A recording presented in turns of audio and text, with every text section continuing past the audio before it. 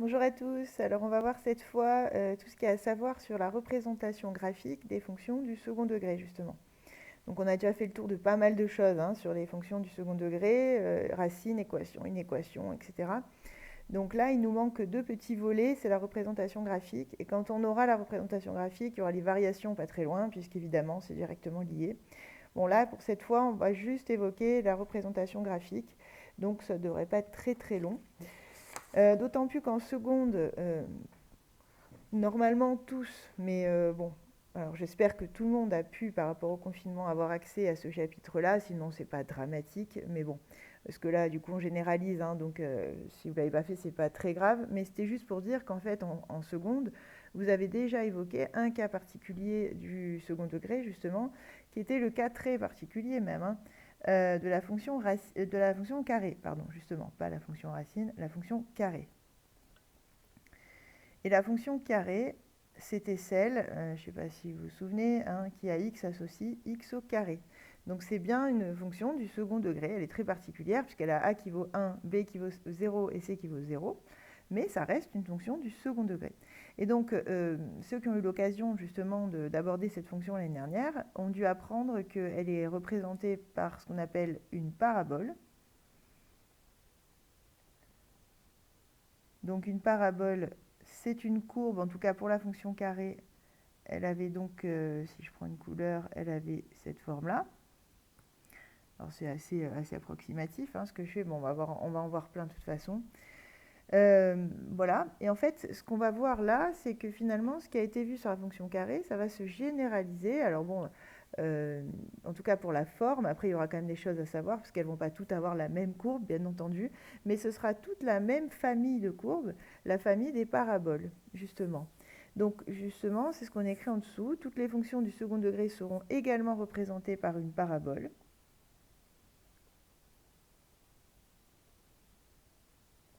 Donc chacune une parabole différente. Alors justement, qu'est-ce qui va différer? Eh bien, là, donc la fonction du second degré, vous aviez une parabole déjà qu'on appelle orientée vers le haut, parce que si vous voyez ça comme un bonhomme avec les bras en l'air, ben, les bras vers le haut. On pourrait donc imaginer une parabole déjà qui soit plutôt vers le bas. Et ensuite, vous voyez celle que j'ai tracée ici, son point culminant, ici, donc pour la fonction carré, c'était 0, 0, et là, son point culminant, il est ailleurs.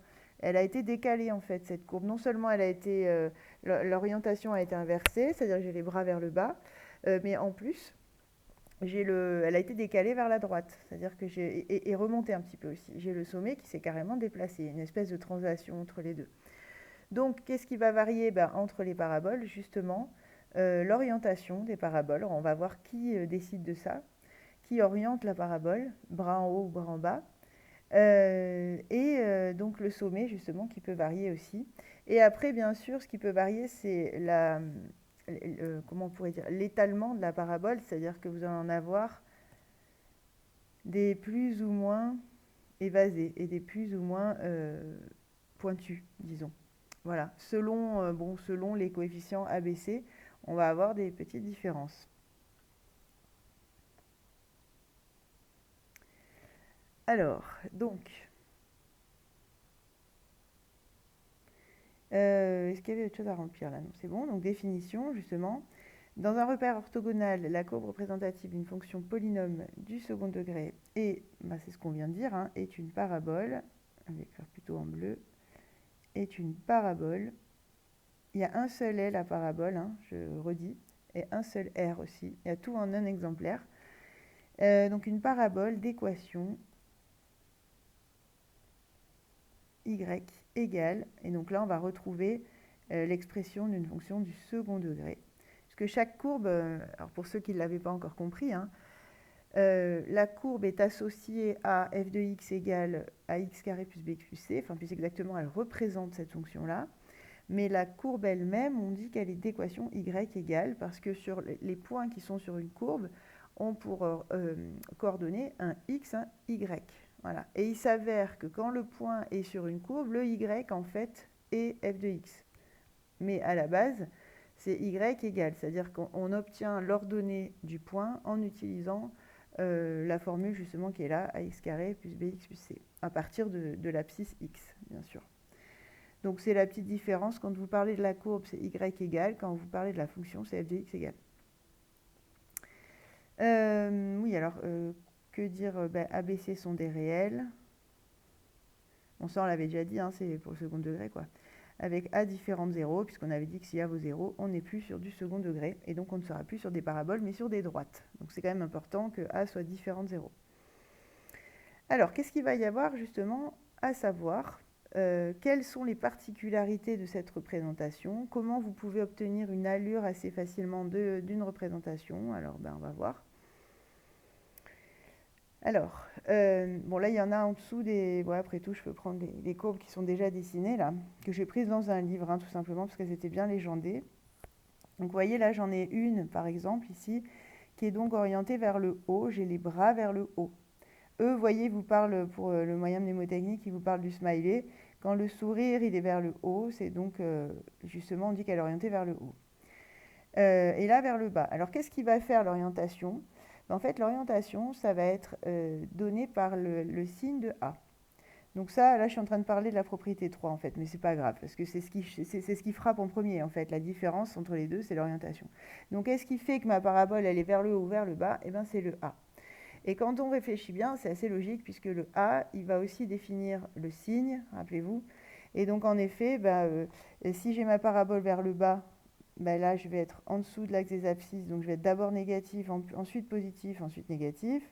Alors que si j'ai ma parabole vers le haut, alors celle-là, elle n'a carrément pas de racine, mais je peux en prendre une vers le haut comme ça.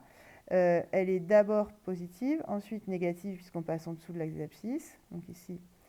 Et là, on revient sur du positif. Donc, on voit bien qu'en effet, le signe de A, qui déjà définissait le signe de la fonction, va aussi définir l'orientation de la courbe. Donc en gros, là vous le voyez, c'est déjà écrit, hein, la propriété 3, il n'y a rien à écrire, je l'ai prise dans le livre. Donc si A est positif, la parabole est orientée vers le haut. Si A est négatif, on a le sourire vers le bas, ou les bras vers le bas. Enfin, voilà, utilisez le moyen mnémotechnique que vous voulez, mais quand A est négatif, elle est orientée vers le bas. Et donc ce qu'on appelle être orienté vers le bas, ce n'est pas avoir un maximum, ce n'est pas avoir un minimum, excusez-moi, donc, parce que les élèves ont tendance à confondre en fait. Donc être orienté vers le bas, c'est sourire vers le bas, les bras vers le bas. Ça ne veut pas dire que le point, comment dire, extrême est en bas. Voilà. Donc essayez juste de bien être en accord avec ça, assez rapidement, parce qu'après vous mélangez, sinon c'est dommage, c'est qu'une question de vocabulaire. Donc déjà, voilà, première chose, l'orientation de la courbe qui est donnée par le signe de A. Bon, maintenant, imaginons, ok, vous avez votre A, donc vous avez l'orientation. Bon, super. Maintenant, vous ne savez pas trop la mettre, votre courbe, hein, parce que vous savez qu'elle est vers le haut ou vers le bas, mais bon, ça serait bien d'en savoir un petit peu plus. Alors, on va pouvoir avoir des informations sur le sommet. Alors, ce qu'on appelle le sommet, c'est le point extrême. Pas forcément, alors, parce que c'est vrai que en français, ou en tout cas dans la vie courante, ce qu'on appelle le sommet, en général, c'est le sommet de la montagne, c'est enfin le point le plus haut, le plus culminant, enfin le point culminant d'ailleurs, plutôt plus exactement. En maths, ce n'est pas forcément le point le plus haut, ça peut être aussi le plus bas. En fait, c'est le point extrême. Donc, vous voyez, c'est ce qu'on a appelé S ici sur les courbes, là. On a donc notre sommet dans un cas qui est en bas, dans un cas qui est en haut. Donc, dans le cas où A est positif, que j'ai une orientation vers le haut, le sommet correspondra au minimum de la fonction, alors que quand j'ai A négatif, une orientation vers le bas, le sommet correspondra au maximum de la fonction. Et donc ce sommet, vous le voyez là sur le dessin, on a une information capitale, c'est qu'on connaît en fait ses coordonnées si on connaît alpha et bêta. Rappelez-vous, hein, le alpha-bêta de la forme canonique. Donc justement, c'est ce qui manquait là dans le tout début de la propriété. On rappelle l'écriture de la forme canonique. Donc f de x, c'était a facteur de x moins alpha au carré plus bêta. Je vous avais dit qu'elle reviendrait celle-là. Hein. Et en fait, elle est indispensable pour tout ce qui est représentation graphique et variation. Donc, admettons que j'ai la forme canonique de ma fonction. Donc, j'ai mon alpha, j'ai mon bêta. Du coup, ce n'est pas très compliqué. Le point, justement, de coordonnées, qu'on appelle S, de coordonnées alpha, bêta, et le sommet de la parabole P.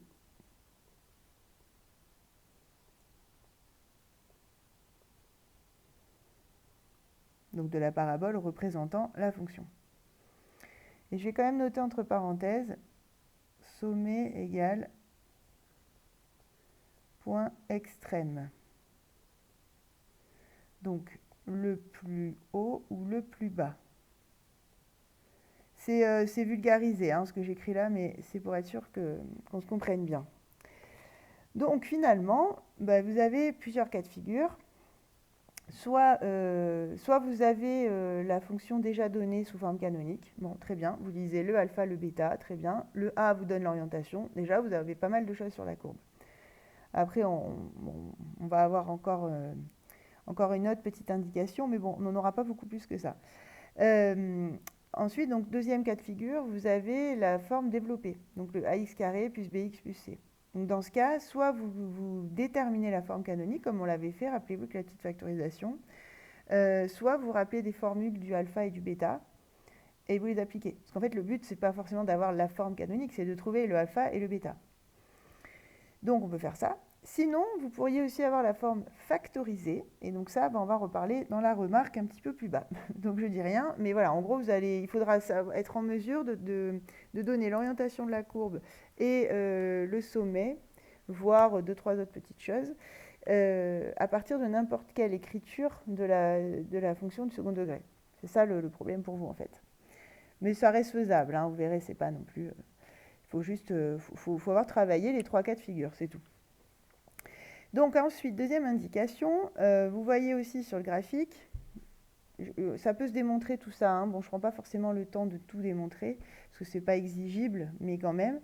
En tout cas, bon, là, on peut le faire par l'observation. Nos courbes, on se rend bien compte que par rapport au sommet, si je trace ici, justement, la droite, je ne vais peut-être même pas la faire en pointillé, je vais la faire en plein.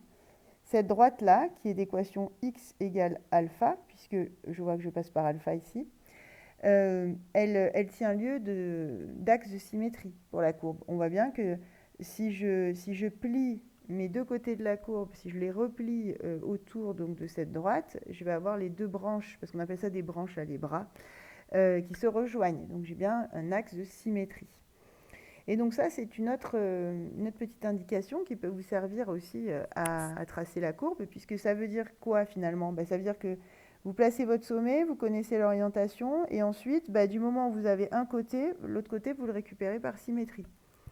Donc finalement, on commence à avoir pas mal d'informations qui nous permettront d'avoir au moins une allure de la courbe très facilement finalement.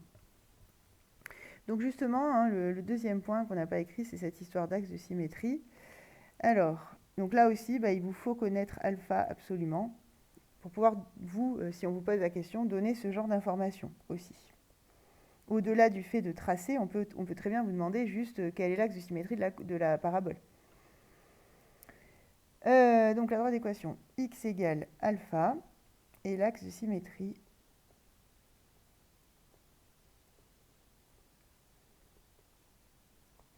de la parabole P. Oula, pardon. Parabole P. Voilà. Et donc le 3, comme je vous disais, il est déjà rempli. Je vais juste faire un petit commentaire. Donc l'orientation de P dépend de A. Et après, le reste est déjà écrit.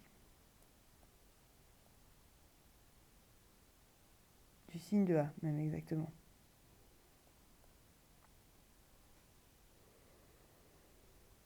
Ok. Juste une petite remarque, parce que ça reviendra.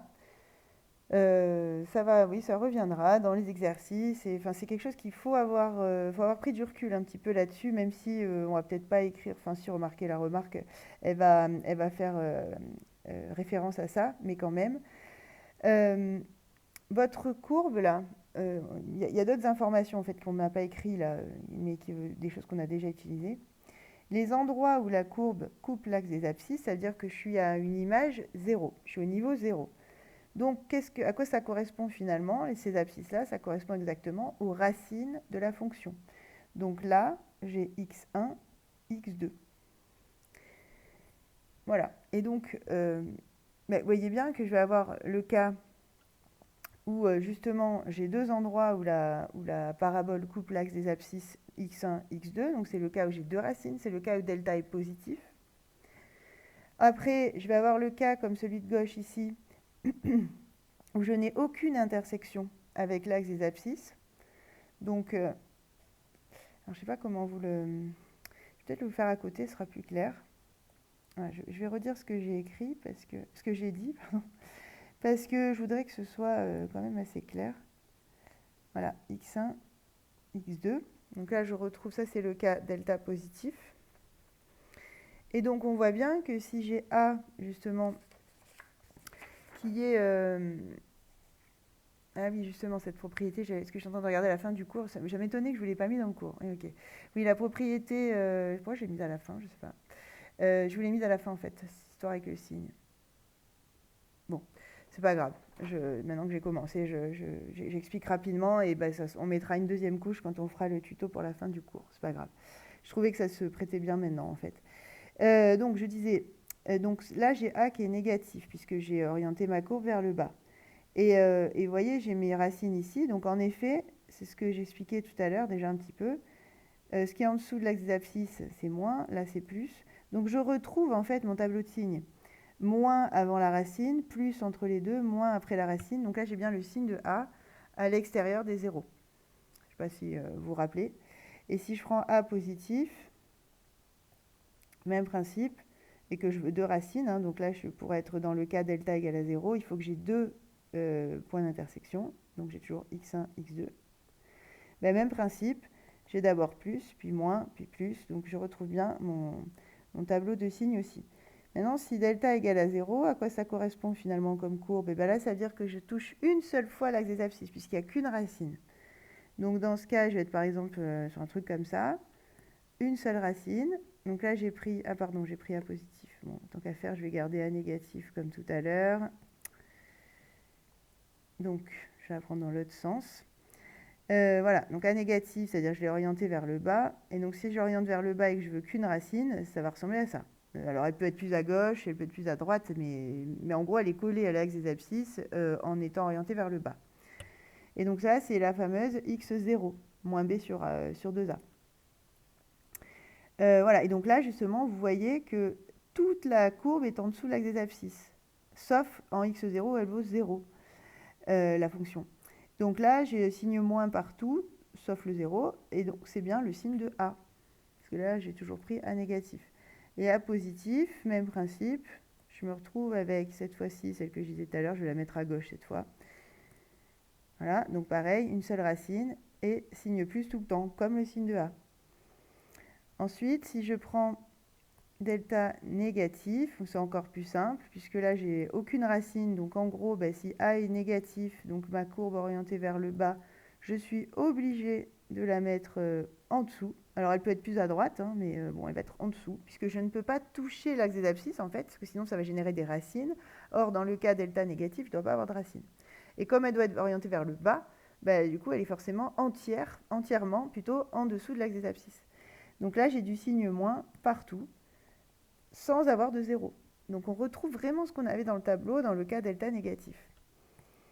Et enfin, pour delta... Ah pardon, j'ai pris du rouge, bon, c'est pas grave. Pour delta positif, même principe. Je vais avoir ma parabole donc au-dessus de l'axe des abscisses, delta négatif, pardon, mais A positif.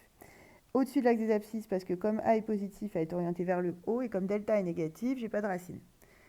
Donc je me retrouve avec quelque chose qui ressemble à ça peut être plus à gauche ou plus à droite. Et donc j'ai bien toutes les images qui sont au-dessus de l'axe des abscisses, donc positives, qui correspondent bien au signe de A. Donc on retrouve vraiment la correspondance entre les courbes et les tableaux de signes tels qu'on a pu les étudier dans le début du chapitre. Voilà, bon, c'est une remarque parce que je trouve que ça se prête quand même assez bien à ce moment-là. Et c'est pas grave, on le refera à la fin. Ouais, je l'ai mis à la fin. Bon, parce qu'en fait, j'ai fait d'abord le sens de variation, après sur la suite du cours, et après le sens de variation, j'ai fait le lien en fait entre tout.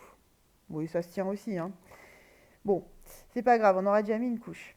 Alors, justement, la remarque, elle va vous aider dans le cas où la forme qu'on vous donne n'est pas la développée et n'est pas la canonique. C'est donc généralement la forme factorisée, qui est intéressante aussi, parce que la forme factorisée, elle vous donne très facilement les racines. Donc, normalement, les x1, x2, là, elles existent forcément si c'est une forme factorisée. Ça veut dire qu'on est forcément dans un cas où delta n'est pas strictement négatif. Donc, vous allez trouver assez facilement les racines. Donc, imaginons en gros que vous ayez vos deux racines. Qu'est-ce que vous faites de ça pour trouver, par exemple, l'équation de l'axe de symétrie, pour trouver le alpha, pour trouver le bêta, etc. Ben, ça pourrait paraître compliqué de vous dire ah ben j'ai que ça comme information, j'ai que les deux racines, comment je vais faire pour trouver alpha et bêta? Et bien en fait c'est assez simple, parce que si vous avez vos deux racines, alors du coup ben, je reprends mes dessins là, si vous avez vos deux racines, imaginons que je cherche, voilà, elles sont là, admettons, je cherche le alpha et le bêta, et bien je sais normalement, si je connais mon cours, que le alpha il correspond à l'axe de symétrie. Et bon, si on est logique, hein, justement, mes deux racines là, elles sont symétriques par rapport à l'axe de symétrie. Donc finalement, ben, je sais que l'axe de symétrie, il va passer au milieu entre les deux racines. Donc finalement, ben, je vais pouvoir dire, ok, je coupe ici. Et le nombre qui est là, c'est le milieu, enfin c'est la moyenne en fait, hein, entre x1 et x2.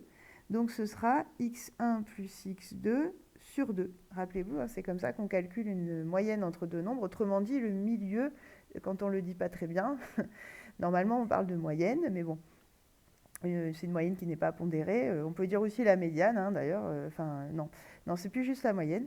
Donc la moyenne, autrement dit, le milieu de l'intervalle x1, x2, quoi. Si on le dit un peu plus grossièrement. Voilà, et donc du coup, ben, vous allez récupérer l'équation de l'axe de symétrie. Donc imaginons que vous trouviez ici, j'en sais rien moi, moins 0,5. Et bien si vous connaissez votre cours, vous savez que l'axe de symétrie, il correspond exactement à alpha, le nombre qui est là, le moins 0,5. Donc en même temps, vous trouvez alpha. Donc finalement, quand vous disposez de deux racines, c'est pas très compliqué. Pour trouver alpha, vous faites la moyenne des deux racines. Et vous allez trouver alpha. Et après, pour trouver bêta, parce que bon, on n'a pas fini, pour trouver bêta, il faut juste se souvenir que bêta, même si vous connaissez une formule, etc., mais il y en a une qui est très simple, hein, c'est que bêta, c'est l'image de alpha. Puisque bêta, rappelez-vous, si j'ai mon sommet ici, c'est l'ordonnée du sommet. Donc si alpha, c'est l'abscisse, et ben, l'ordonnée, ce sera bêta. Et donc après, bah, simplement, vous reprenez votre fonction qu'on vous a donnée, vous remplacez le x par ce que vous avez trouvé pour alpha et vous trouvez bêta. Donc finalement, ça se fait assez bien, même quand on ne dispose pas de la forme développée ou de la forme canonique. On va le faire sur les exemples. Hein. J'espère que vous m'avez à peu près suivi pour la théorie, mais ne vous inquiétez pas, on va voir un exemple de chaque, des trois cas de figure en fait. Alors, donc, d'abord, je remplis quand même la remarque dont je vous parle depuis tout à l'heure. Donc, l'axe de symétrie a pour équation x égale, donc on a dit la moyenne des deux racines. Ah oui, d'ailleurs, oui, j'ai parlé de deux racines, mais en fait, on peut aller au-delà de ça. Les racines, c'est celles qui ont pour image 0. Mais en fait, du moment où vous disposez de deux nombres qui ont la même image, vous pouvez raisonner de la même manière, grâce à la symétrie. Parce que si vous avez, oui, ça j'ai oublié de le dire dans mon exemple, si vous avez la même image, par exemple, je ne sais pas moi, si là j'ai 1 et que je connais les antécédents de 1, et bien comme il y a symétrie, grâce à ça, j'ai qu'à faire, donc si là j'ai le premier antécédent, là le deuxième antécédent, même principe, je fais la moyenne des deux et je vais retomber pile sur l'axe de symétrie qui est au milieu. Donc c'est le même principe en fait, du moment où vous avez deux antécédents d'une même image. Alors c'est souvent les racines, parce que les racines, ça reste les antécédents les plus remarquables, c'est les antécédents de 0, mais ça pourrait être les antécédents de 1, de 2, de ce que vous voulez. Du moment où ils donnent tous les deux la même image, vous pouvez faire la moyenne des deux pour obtenir l'équation de l'axe de symétrie, autrement dit le alpha. Voilà. Donc voilà, c'est bien ce que je mettais dans la remarque, c'est-à-dire que je généralise ce que je vous ai expliqué sur les racines à tous les couples d'antécédents qui donnent la même image. Ce qui revient à dire que alpha, justement, c'est x1 plus x2 sur 2, dans ce cas-là. Et bêta, comment je le trouve? Eh bien, je fais f de alpha. Parce que bon, le bêta calculé avec delta, là, moins delta carré sur... moins delta, pardon, sur 4a carré, bon, faut quand même connaître le delta, donc le A, le B, le C, etc. Vous ne l'avez pas forcément dans votre énoncé. Hein. Donc il faut quand même aussi savoir que bêta, c'est f de alpha, ce qui est assez logique si vous savez que le sommet a pour coordonnées alpha, bêta. Allez, l'exemple, et on terminera sur ça. Donc justement, vous voyez, il y a 3 exemples, et en fait, chacun correspond à un cas de figure différent que vous pouvez rencontrer dans les exercices. Donc le premier cas, c'est le cas le plus enviable, je dirais, parce que même si ce n'est pas la forme que vous préférez, là, l'avantage, c'est que le travail est déjà fait, c'est la forme canonique. Donc forme canonique, c'est le cas le plus rapide, disons en tout cas. Puisque quand vous avez la forme canonique, vous déduisez directement le A, le alpha, le bêta. Et donc grâce à ça, parce que je n'ai pas lu l'énoncé avec vous, mais donc on vous demande de déterminer l'axe de symétrie, autrement dit alpha, puisque l'axe de symétrie c'est x égale alpha, et le sommet de chacune des paraboles, autrement dit alpha et bêta. Donc en gros, il faut trouver alpha, bêta. Même là, le petit a, on ne vous le demandez même pas. Bon, moi, je vais le faire comme ça, on va l'utiliser tant qu'on y est. Donc forme canonique, justement. Alors, je vais écrire directement a, donc avec a égale moins 2. Donc comme a est négatif, j'ai l'orientation de ma courbe. Donc ça, on ne vous le demandez pas, mais je vais l'écrire comme ça, on le travaille en même temps. Alpha, alors je ne sais pas si vous vous souvenez ce qu'on faisait. Là, dans la parenthèse, je suis censée avoir... Ah, pardon, c'est écrit gros. Pourquoi c'est écrit gros comme ça? Je ne sais pas. Donc je suis censée avoir x moins alpha. Et donc je vous avais dit, en fait, quand vous avez x plus 1, il faut voir ça comme x moins 1. Ce qui revient à dire que je prends finalement le signe opposé à celui qui m'est proposé. Donc x plus 1, ça veut dire que alpha vaut moins 1. Et après, pour le bêta, on avait dit que ce n'était pas bien compliqué, parce qu'en revanche, là, je prends exactement celui qui est proposé, donc plus 4, c'est-à-dire 4. Donc là, j'ai moi, mon alpha, mon bêta. Donc j'ai plus qu'à dire que la parabole représentant f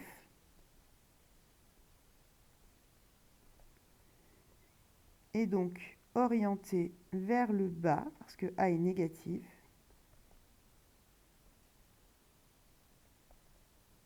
car a est négatif. D'axe de symétrie,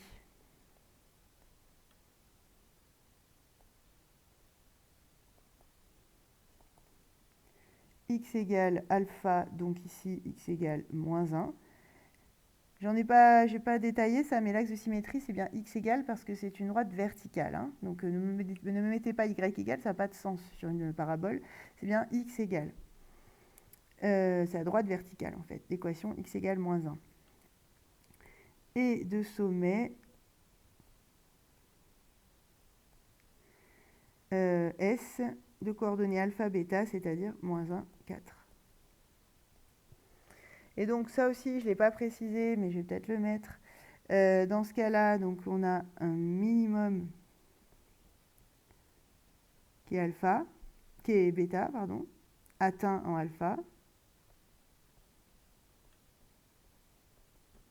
Et dans le cas où A est négatif, j'ai un maximum, c'est-à-dire que le point extrême, le sommet, est en haut, qui vaut bêta. Parce que je rappelle que minimum, maximum, ce sont les images. Hein. Et on dit atteint en, et là, on va utiliser l'abscisse. Donc atteint en x égale alpha, toujours. Bon, tout ça, on ne vous le demande pas systématiquement, mais ce sont des petites choses qu'il faut savoir, parce que sinon, vous êtes vite perturbé après. Bon, donc vous voyez, le 1, quand j'ai la forme canonique, c'est pas... Bon, il ne faut juste pas s'embrouiller dans les signes, mais sinon, c'est pas bien compliqué. Et imaginons qu'on vous demande de tracer cette courbe, une allure, disons, donc sans faire trop de calculs. Qu'est-ce que vous faites? Bon, vous tracez évidemment un repère. Vous allez mettre, donc déjà, elle est orientée vers le bas, donc vous allez laisser un petit peu de place en bas. Ok, vous repérez les coordonnées du sommet, moins 1, 4. Voilà, donc vous mettez votre sommet à moins 1, 4. Et après, vous savez qu'elle est vers le bas. Donc vous savez qu'elle va être quelque chose comme ça. Mais vous ne savez pas exactement où. Vous savez qu'il y a un axe de symétrie au niveau, justement... Alors attendez, je reprends. Donc je vais le faire en jaune. Voilà, l'axe de symétrie. Donc on a un axe de symétrie ici d'équation x égale moins 1. Bon, donc en fait, qu'est-ce qu'il vous faut? Il va juste vous falloir par exemple 2 points à droite. Et les autres, vous les faites par symétrie, vous aurez une allure déjà. Donc pour avoir des points à droite, par exemple l'image de 0, et vous remplacez x par 0 dans votre fonction, ça fait moins 2 fois 1 plus 4, donc ça fait 2. L'image de 0, c'est 2, donc ça veut dire que j'ai un point là, 0, 2. Après, je peux calculer par exemple l'image de 1. Donc ça fait moins 2 fois 2 au carré, donc moins 8 plus 4, donc ça fait moins 4. Donc ça veut dire que l'image de 1, c'est moins 4. 1, 2, 3, 4, voilà. Donc 1, moins 4. Et là, avec juste le calcul de 2 points, vous êtes tout à fait capable maintenant de tracer, alors plus ou moins joli, mais tracer une allure, puisque de l'autre côté, vous allez prendre les mêmes de façon symétrique. 2 points. Voilà, donc finalement, avec 2 points, si j'ai les informations telles que je viens de les donner là, je suis largement capable de donner déjà une bonne allure de la courbe. Elle ne sera pas super précise, mais bon, déjà, on a quelque chose qui ressemble à la bonne courbe. Ok, bon là, j'ai balayé beaucoup plus de questions que celles qu'on vous pose, mais parce que je me dis que, bon, au moins, si dans les exercices, vous avez ce genre de questions, ça ne vous perturbera pas. Parce que bon, dans le cours, je ne pouvais pas non plus tout prévoir, je ne vais pas le faire pour toutes les questions, mais au moins une fois, je vous ai détaillé finalement tout ce qu'on peut vous demander. Alors la deuxième, g de x. Là, celle-là, elle est donnée sous forme factorisée. Donc, autre cas de figure. Alors, quand elle est factorisée, soit vous développez et vous ferez comme on va faire dans le 3, donc vous verrez tout à l'heure, soit vous utilisez ce qu'on a dit dans la remarque, c'est-à-dire que vous dites « Ah, si elle est factorisée, c'est que je peux avoir facilement les racines. » Très bien. Alors, je vais les chercher, mes racines. Donc, les racines, ça veut dire que je résous g de x égale à 0. Et comme c'est une forme factorisée, c'est une équation produit, donc 2x moins 1 égale 0 ou x moins 2 égale 0. Autrement dit, x égale 1 demi ou x égale 2. Donc j'ai deux racines, 1 demi et 2. Et on a dit tout à l'heure que du coup, alpha, c'est la moyenne des deux. Vous vous souvenez? Ce que j'ai expliqué dans la remarque. Donc, je vous renvoie à la remarque de tout à l'heure. 1 demi plus 2, ça fait 5 demi. Donc j'ai 5 demi sur 2. Autrement dit, 2,5 sur 2, donc 1,25. Que je peux écrire aussi 5 quarts. Comme vous préférez. Voilà. Et après, bêta, je le déduis en calculant f de alpha. Donc en gros, je vais reprendre ma... oui, c'est g, pardon, ici. Pas f. Je vais reprendre ma fonction g et je vais remplacer x par 5 quarts. Donc la fonction g, qu'est-ce qu'elle me dit? 2x, donc 2 fois 5 quarts, moins 1, facteur de 5 quarts moins 2. 2 fois 5 quarts, ça fait 5 demi, donc ça fait 2,5 moins 1, donc 1,5. Fois 5 quarts moins 2, ça fait 0,75. Pardon, n'importe quoi. Moins 0,75, parce que c'est 1,25 moins 2. Ok. En fait, j'aurais mieux fait de laisser des fractions, c'était plus... Donc, c'est pas grave, je vais réécrire en fractions. Donc, 1,5, c'est 3 demi, 0,75, c'est moins 3 quarts. Donc, ça fait moins 9 huitièmes. Parce que si je laisse en décimale, je vais me retrouver avec 4 chiffres après la virgule, ou 3, enfin bref, ça en fait pas mal. Autant laisser en fractions, c'est quand même plus clair, et plus beau surtout. Voilà, donc j'ai mon alpha, j'ai mon bêta, et après, j'ai plus qu'à faire la même phrase que tout à l'heure. Donc ici... Ah oui, alors par contre, on n'a pas le A. C'est vrai que j'ai une forme factorisée, mais pas totalement.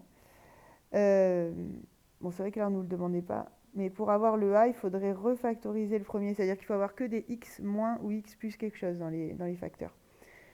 Donc en fait, voilà, je vais écrire comme ça. Et en fait, le A, là, vous le voyez, c'est 2, justement. C'est celui qui est devant, normalement, dans la forme factorisée. Rappelez-vous, A fois x moins x1 fois x moins x2.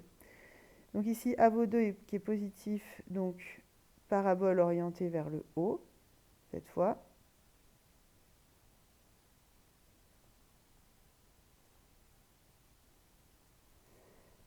Axe de symétrie d'équation x égale alpha, donc x égale moins, 5 quarts. Et sommet S de coordonnées 5 quarts et moins 9 huitièmes. Voilà. Et la troisième, donc la troisième, c'est le cas, je dirais, le plus courant, parce que c'est celui où vous avez la forme développée.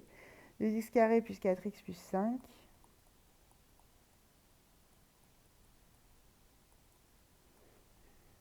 Alors là, il y a plein de façons de faire. Soit vous factorisez pour avoir la forme canonique. Et comme ça, je vais y arriver. Vous récupérez directement le alpha et le bêta. Ça, c'est le premier. C'est le plus beau, en fait. Mais ce n'est pas du tout la seule façon d'y arriver. Soit vous connaissez les formules de alpha et de bêta et vous les calculez comme ça à l'aide de ABC. Hein, rappelez-vous. Alpha, c'est moins B sur 2A. Bêta, moins delta sur 4A carré. Si vous les connaissez, pourquoi pas. Hein. Après, du moment où vous avez votre alpha, votre bêta, vous pouvez répondre aux questions. C'est pas la plus belle parce que le problème, c'est qu'il faut les connaître, ces formules. C'est pas forcément donné à tout le monde d'avoir tout ça en tête. Et même après plusieurs mois. Donc bon, à vous de voir. Et après, une dernière façon de faire, ce serait de calculer ses racines. Alors celle-là, c'est la plus longue, mais elle fonctionne. Calculer ses racines. Et ensuite, donc, vous obtiendriez le x1, le x2. Et avec ça, vous pouvez faire comme on a fait juste au-dessus. Alpha, c'est x1 plus x2 sur 2, etc. etc. Voilà. Donc ça fonctionne, c'est un peu long, mais ça fonctionne. Alors moi, je vais choisir la première. Hein, ce sera l'occasion de revoir justement une mise sous forme canonique. Donc rappelez-vous, on avait dit que s'il y a un nombre devant le x carré, déjà, je factorise la partie seulement avec les x par ce nombre-là. Voilà. Et ensuite, à l'intérieur de la parenthèse, on avait dit, il faut que je fasse apparaître une identité remarquable en utilisant la moitié du coefficient qui est devant le x, donc x plus 1 au carré. Puisque ça, quand je développe, ça fait bien x carré plus 2x. Et le plus 1 qui est en trop, je l'enlève à ce moment-là. Voilà. Et donc, ça va faire, si je distribue mon 2, 2 facteurs de x plus 1 au carré, moins 2 plus 5, autrement dit, 2 facteurs de x plus 1 au carré plus 3. Voilà, la forme canonique, c'est ça. Et du coup, oui, donc ce que j'avais au début, c'était forme développée. Voilà. Donc ici, j'ai la forme canonique. Et donc, je peux en déduire que A égale 2, alpha égale moins 1, bêta égale 3. Et après, je fais les mêmes constatations. A égale 2 positif, donc parabole orientée vers le haut.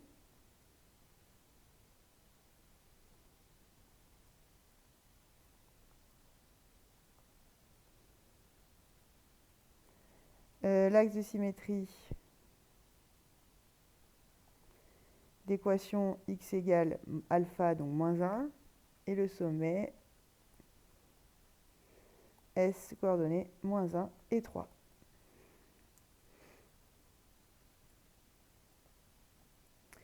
Voilà. Après, pour les nostalgiques des formules, je peux vous l'écrire là si vous voulez, méthode 2. Et donc la méthode 3, je vous renvoie juste au-dessus. Hein. Il faut calculer les racines et après vous faites comme on avait fait juste avant. Mais bon, je ne vous la conseille pas des masses parce que, oui, l'avantage c'est que vous pouvez n'apprendre qu'une méthode du coup. Encore que, hein, du coup, quand vous avez quand même la forme canonique, il faut savoir s'en sortir. Sinon, si à chaque fois vous redéveloppez tout, vous pouvez, hein, mais bon. On peut n'apprendre qu'une méthode et se ramener à chaque fois à la développer, par exemple. Il y a plein de façons de voir les choses. Hein. Donc moi, je vous en donne pas mal déjà. Et après, à vous de choisir ce qui vous semble le plus efficace pour vous, en fait. Surtout ça. Mais sachez utiliser quand même chacune des méthodes, parce que des fois, on n'a pas le choix. Il faut quand même les connaître. Hein. Donc méthode 2, c'est en utilisant les formules, tout simplement. Moins b sur 2a, sachant qu'ici, donc là, on utilise la forme développée du départ. Là, hein. Dans ce cas, il n'y a pas besoin de faire la forme canonique. B vaut 4, A vaut 2. Et donc, je retrouve bien moins 1. Et bêta, moins delta sur 4a carré. Alors, moins delta, c'est b carré, moins 4ac sur 4a carré. B au carré, c'est 4 au carré. Ah oui, pardon, il y avait un moins. Le moins, attention, il est devant tout le monde. Hein. Donc, moins 4 carré, moins 4 fois A, c'était 2 fois C, je ne sais plus c'était 5, sur 4 fois a carré, a carré c'est quoi déjà? C'est 2 au carré. Voilà, donc moins, alors 16 moins 40. C'est ça. Donc, moins, moins 24 sur 4 fois 2 au carré, donc 4 fois 4, donc 16. Alors ça c'est bizarre, qu'est-ce que j'ai fait? Attendez, un truc qui a dû m'échapper. Donc 2, 4, 5. Ah bah oui, ah non. Voilà, non, c'est ça. Donc b au carré, c'était bien 4. Au carré, ça fait 16. Moins 4 fois a, c'était bien 2. Fois c, c'était bien 5.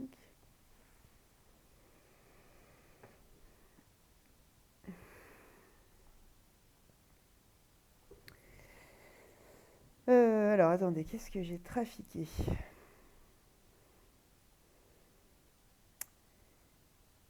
Ah oui, si. En fait, c'est parce que je vous ai mis une formule fausse depuis le départ. Autant pour moi. N'importe quoi. Ok, voilà. On va être bon. Donc justement, sur 8. Oui, alors du coup, si vous avez noté ça, surtout rectifiez, hein, excusez-moi. Parce que moi, je passe jamais par cette formule-là et en fait, je viens de me rendre compte que je la confonds avec une autre. Autant pour moi, excusez-moi. Donc 24 sur 8 et donc 3. Je sais la retrouver, la démontrer, etc. Mais c'est vrai que moi, je passe pas, j'ai pas le réflexe en fait de cette formule-là. Et du coup, comme une idiote, je vous ai mis un carré où il n'y en a pas. Voilà, excusez-moi. Donc moins delta sur 4a. Et donc justement, on retrouve bien le 3. Il n'y avait pas d'autres erreurs de calcul, c'était une erreur de formule. Voilà, donc soit donc, vous passez par cette méthode-là pour ceux qui préfèrent utiliser des formules toutes faites. Mais vous voyez, hein, là, vous voyez avec l'erreur que j'ai faite, hein, le problème des formules, c'est ça. C'est que on les redémontre pas forcément à chaque fois. On se rappelle pas forcément de tout le déroulé, de pourquoi on arrive à cette formule à chaque fois. Donc si on fait une petite erreur dans la formule, on s'en rend même pas compte et à l'arrivée, on donne un résultat faux, quoi. Donc, bon, faire quand même attention. L'avantage de la mise sous forme canonique vraiment à la main, c'est que finalement on redémontre à chaque fois et au moins on ne se plante pas. Alors c'est peut-être plus compliqué pour certains. Bon, je vous laisse voir avec vous-même. Voilà, en tout cas, normalement, vous avez toutes les infos qu'il faut pour pouvoir justement avancer dans les exercices. Voilà, donc je vous laisse méditer à tout ça et bien sûr revenir vers moi en cas de question. Je ne pense pas que ce soit plus compliqué que ça. Là, c'est surtout des connaissances finalement et comprendre comment on les articule après selon les points de vue, selon les cas de figure. Mais ça devrait encore être largement supportable et les variations qu'on fera derrière aussi, hein, vous verrez. Là, en fait, on a vraiment passé l'essentiel du chapitre. Les variations, ce sera assez logique. Et le tout dernier point du cours avec le signe, en fait, je vous l'ai déjà expliqué aujourd'hui, donc on peut presque considérer que, en termes de cours, on a vu quasiment tout, hein. Voilà, c'est déjà une bonne nouvelle. Bon, bon courage en tout cas à tous et à très très bientôt.